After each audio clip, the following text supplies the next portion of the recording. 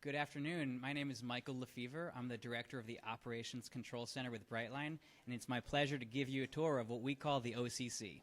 Come on.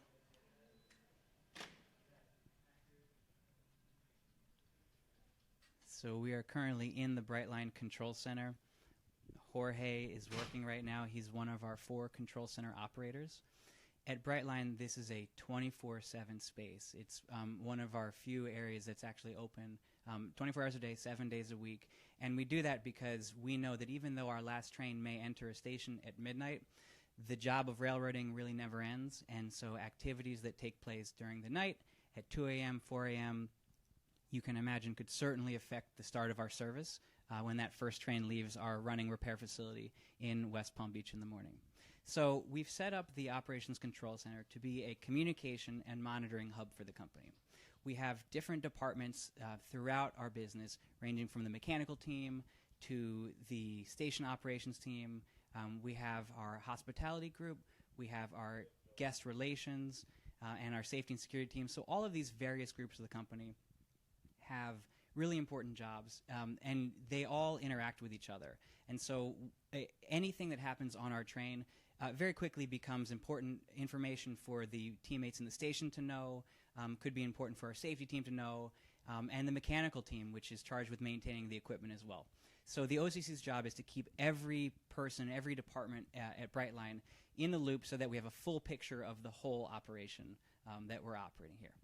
So to do that, we have a whole host of tools that we have equipped the OCC with. And so I'm going to show you each of the tools that the OCC has here and talk a little more about how control center operators like Jorge use these tools to achieve our mission.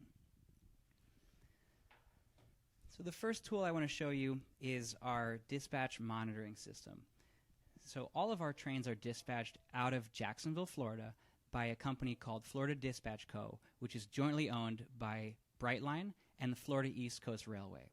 Brightline shares our tracks with a freight railroad that operates from Jacksonville all the way to Miami. And so it's really important that we have a full picture of where our trains are and also where the freight trains are.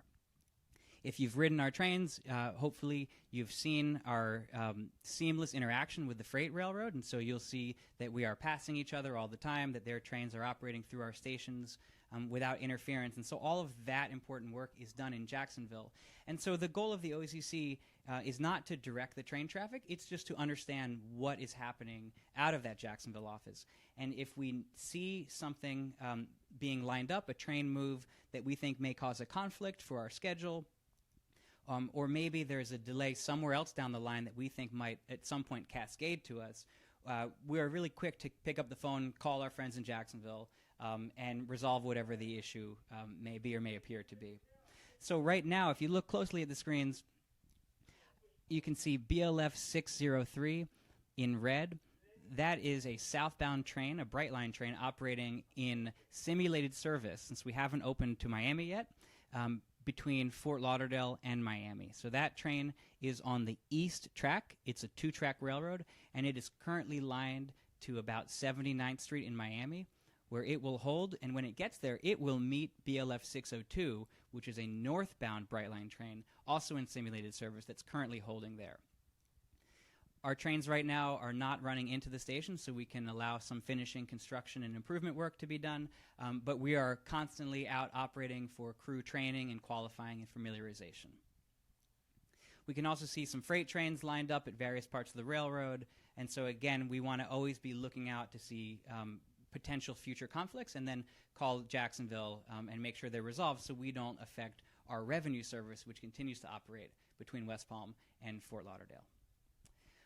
We take the information that we gather from that tool and we need to put it into the published train schedule, which all of our guests see.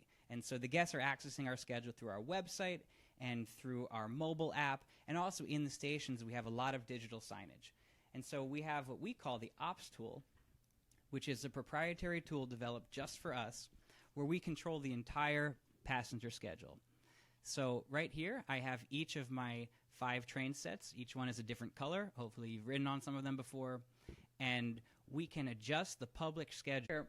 You can see both of those trains that I was pointing to earlier on the dispatch screen, and they are meeting currently at about 79th Street, which is where we're stopping our service today. You can also see, if you look north all the way in West Palm Beach, that we have our running repair facility. So there are a number of trains still there. And so if we zoom in, we would see a lot of those pins, each one representing a different coach car in the Brightline fleet. Now, we have all this information. We have a way to communicate it outward to guests through the ops tool. We also have a radio system, which puts us in immediate contact with our teammates throughout our facilities.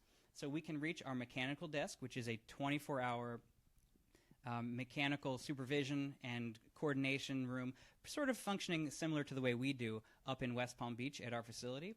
We also have stations which have all supervisors and security team. How much extra time do we need to add to account for passengers boarding, maybe bicycles, maybe pets on the train or children? Anything that might involve a little extra attention has an impact on our train schedule, and so we like to record the cause of any delay so we can understand it and hopefully do better next time and get the trains moving more quickly. A final role that the OCC plays is in incident coordination. So in the event that there is an incident ranging from a delay on a train to, let's say, a power outage in the station, the OCC plays a really important role in getting that message out to all of our teammates, contacting first responders if need be,